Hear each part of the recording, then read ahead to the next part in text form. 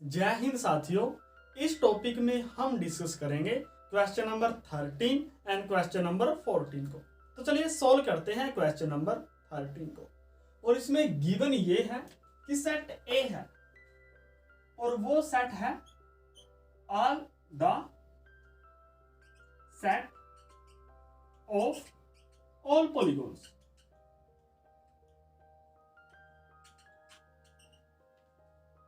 और जो relation are है वो इस तरह डिफाइन है कि जो polygon P1, P2 such that कि जो number of side of P1 होगी ना वही इक्वल होगी number of side of P2। ये रिलेशन डिफाइन है। तो हमने ये प्रूव करना है कि जो रिलेशन R है वो क्या है, इक्वलेंस रिलेशन है। तो इसको प्रूव करने के लिए सबसे पहले हमें प्रूव करना होगा कि रिलेशन रिफ्लेक्सिव है, सिमेट्रिक है और फिर ट्रांजिटिव है। तो चलिए इसको प्रूव करते हैं। रिफ्लेक्सिव रिलेशन सबसे पहले, तो जो फर्स्ट है वो है reflexive.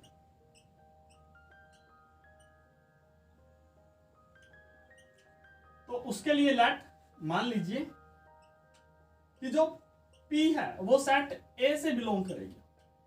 P is a member of set A, then तब देखिए क्या होगा। तो जो number of element, number of side of P होगी वो इक्वल होगी number of side of P। ये हम सभी जानते हैं। क्यों? अगर number of side of P वो 3 है तो वो number of side of P वो भी 3 होगी, तो ये दोनों इक्वल होगी।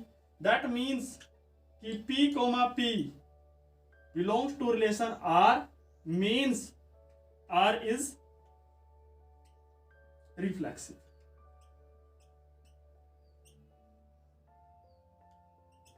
इसी प्रकार जो सेकंड है वो है सिमेट्रिक रिलेशन।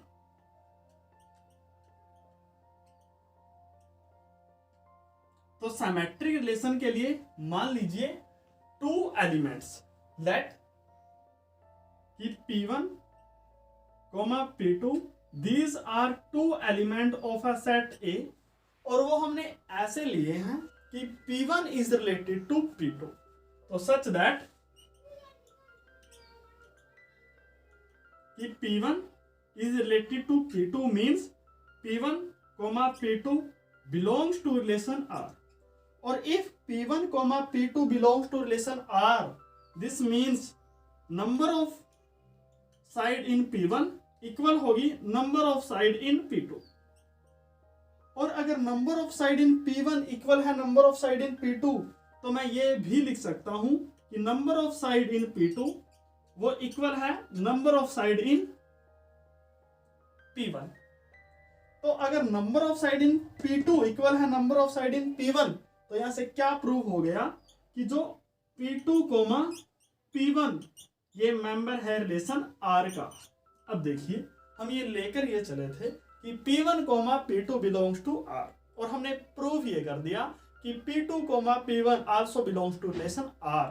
तो यहां से ये प्रूव हो गया जो रिलेशन R है वो क्या है, सिमेट्रिक रिलेशन। तो this implies R is symmetric. इसी प्रकार जो थर्ड है दैट इज ट्रांजिटिव रिलेशन।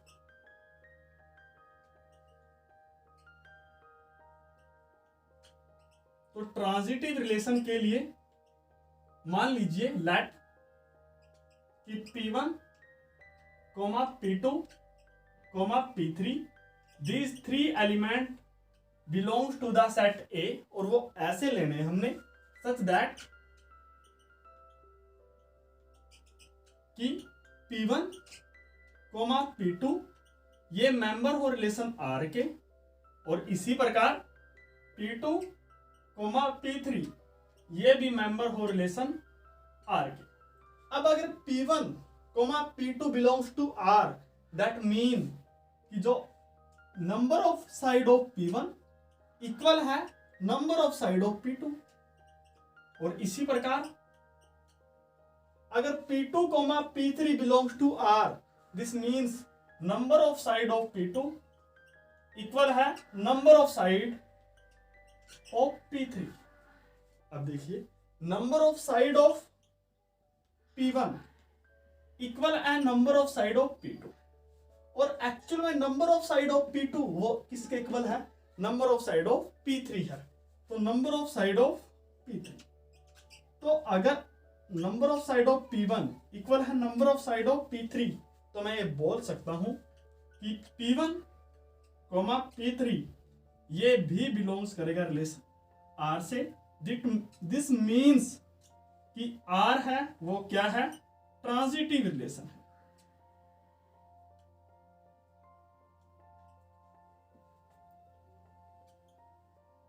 तो आप यहां देख सकते हो हमने ये प्रूव किया कि रिलेशन रिफ्लेक्सिव है, ये रिलेशन सिमेट्रिक है, और ये रिलेशन ट्रांजिटिव रिलेशन है। तो यहां से ये प्रूव हो गया कि hence R is an equivalence relation.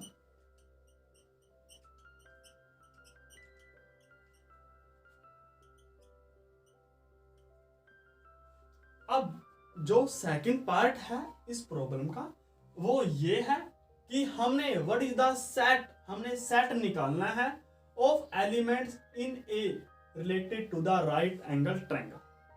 अब देखिए हमने टी से रिलेटेड कौन सी पॉलीगन होगी वो निकालनी है।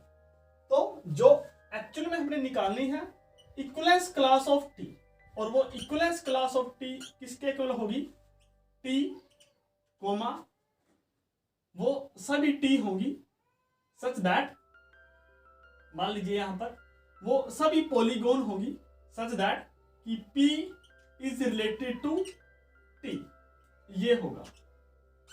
अब देखिए अगर P is related to T है दैट मीन्स कि वो P लेनी हमने सच दैट कि number of element, number of side of P वो इक्वल हो number of side of T,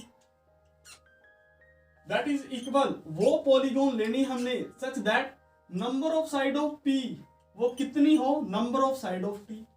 और जो number of side of T है ट्रायंगल की कितनी साइड होती है, 3 साइड होती है, तो ये होंगी। मीन्स हमने वो पॉलीगोन लेनी है जिनकी साइड 3 हो, और ऐसी कौन सी ट्रायंगल होंगी, वो ऐसी कौन सी पॉलीगोन होगी, वो होगी the set of all triangles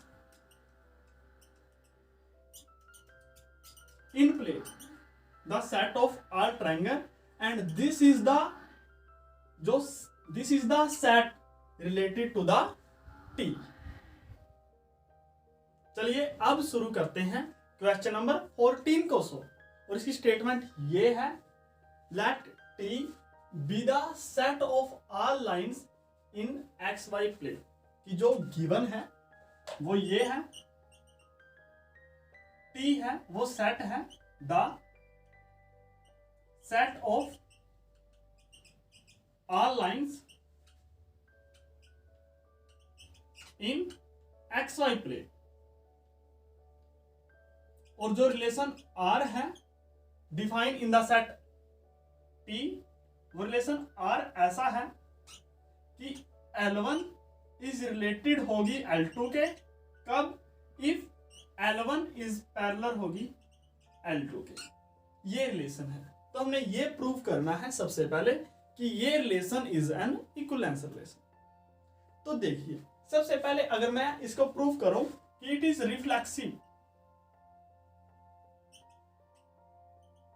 तो इसके लिए मान लीजिए लेट जो L है that is the element of set T। तब यहां आप देख सकते हो कि जो L है वो खुद के पैरेलल तो होगी ना।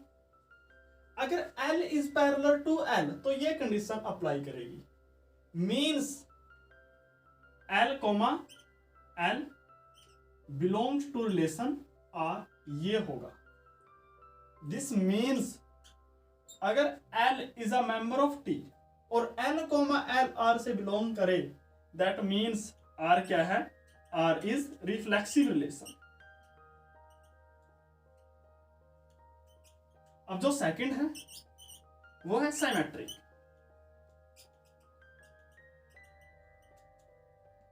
सिमेट्रिक के लिए मान लीजिए अब हम दो एलिमेंट कंसीडर करेंगे सेट टी से, तो let L1 comma L2 belongs to set C, और वो ऐसे लेंगे सच दैट कि L1 कोमा L2 बिलोंग्स करे रिलेशन R से। और अगर मैं यहां पर यह प्रूव कर दूं कि L2 कोमा L1 भी R से बिलोंग्स करेगी, तो यहां से ये प्रूव हो जाएगा कि जो ये रिलेशन R है वो क्या है, वो सिमेट्रिक रिलेशन है। तो that means if L1 comma L2 belongs to R, that means L1 is parallel होगा L2 का। और अगर L1 L2 के पैरेलल है तो आप यहां देख सकते हो कि जो L2 है वो भी पैरेलल होगी L1 के। अगर L2 is parallel to L1, यहां पर देखिए L2 पैरेलल है L1 के, तो यहां से ये प्रूव हो जाएगा दैट मीन्स कि L2 comma L1 belongs to relation R। और अगर लेकर हम ये चले L1 comma L2 belongs to R और प्रूव ये कर दें L2 comma L1 belongs to R, this means R is an equivalence relation. तो यहां से ये क्या, R is an symmetric relation, तो R इज सिमेट्रिक रिलेशन।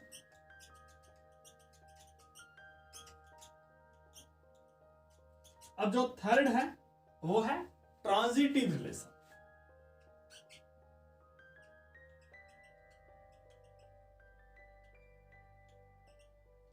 तो ट्रांजिटिव रिलेशन के लिए हम यहां पर 3 एलिमेंट कंसीडर करेंगे। तो मान लीजिए let L1 comma L2 comma L3, these are 3 element of set T, और वो ऐसे लेने हमने सच दैट कि जो L1 कोमा L2 बिलोंग्स करे रिलेशन R से and L2 comma L3 belongs करे रिलेशन R से। अब हमने ये प्रूव करना होगा ट्रांजिटिव के लिए कि L1 कोमा L3 भी बिलोंग्स करेगा रिलेशन R से। तो देखिए कैसे करेंगे। तो देखिए अगर L1 comma L2 belongs to R, this means L1 is parallel to L2 and L2 comma L3 belongs to R, that means L2 is parallel to L3 के। अब देखिए L1 L2 के पैरेलल, L2 L3 के parallel है, तो L1 parallel है L2 के और L2 पैरेलल है L3 के। तो हम ये बोल सकते हैं कि L1 किसके पैरेलल होगा, L3 के पैरेलल होगा। और अगर L1 L3 के पैरेलल है, this means L1 coma L3 ये बिलोंग्स करेगा रिलेशन R से। और अगर ऐसा हो means L1 comma L2 belongs करे R से और L2 कोमा L3 बिलोंग्स करे R से, और हम प्रूफ ये कर दें कि L1 कोमा L3 बिलोंग्स करेगा R से, दिस मीन्स R क्या है, R इज ट्रांजिटिव रिलेशन। तो अब देखिए जो रिलेशन R है वो क्या है, वो रिफ्लेक्सिव है, वो सिमेट्रिक भी है और वो ट्रांजिटिव भी है। और ऐसा रिलेशन जो तीनों प्रॉपर्टी सेटिस्फाई करे उसको हम बोलेंगे इक्विवेलेंस रिलेशन। तो hence R is an equivalence relation।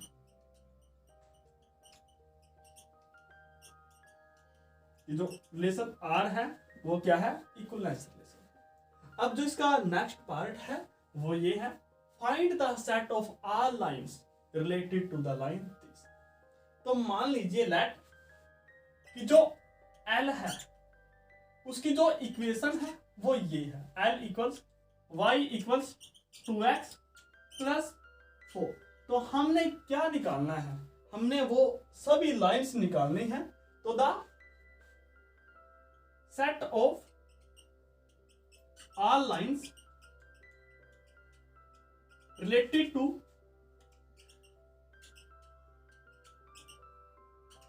L, वो किसके बराबर होंगी, ये इक्वल होंगी इक्विवेलेंस क्लास ऑफ L, ये होगी।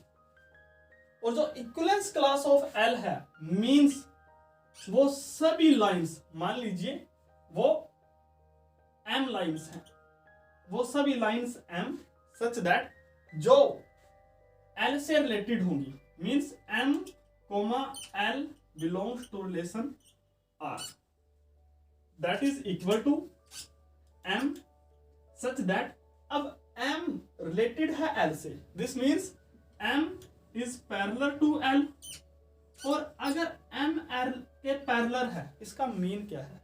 इसका मीन ये है कि जो slope of M such that कि स्लोप ऑफ M वो किसके इक्वल होगा? वो स्लोप ऑफ L होगा, स्लोप ऑफ L होगा। और यहां पर देखिए जो स्लोप ऑफ L कितना है, जो x के साथ मल्टीप्लाई है उसको हम बोलते हैं स्लोप ऑफ L। तो यहां पर इक्वल होगा M सच दैट कि जो स्लोप ऑफ वो किसके इक्वल होगा? वो स्लोप ऑफ L के इक्वल होगा, और जो स्लोप ऑफ L है वो कितना है? 2 है। मींस ऐसी लाइंस जिनका स्लोप 2 है, तो ऐसी कौन सी होंगी? वो होंगी ऐसी लाइन होंगी such that L such that कि जो कंडीशन सेटिस्फाई ये करेंगी। और अगर कोई लाइन है उसका स्लोप 2 है, तो जो इक्वेशन ऑफ लाइन होंगी वो कितनी होगी? y equal 2x plus c हो।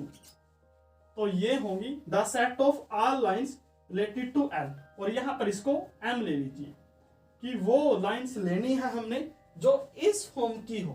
तो आप यहां देख सकते हो कि यहां पर तो सिर्फ 4 था, और यहां पर 4 के स्थान पर कुछ भी हो सकता है, 1 2 3 0 एनीथिंग, कुछ भी हो सकता है। और यही हमारी एक्सप्लेनेशन थी।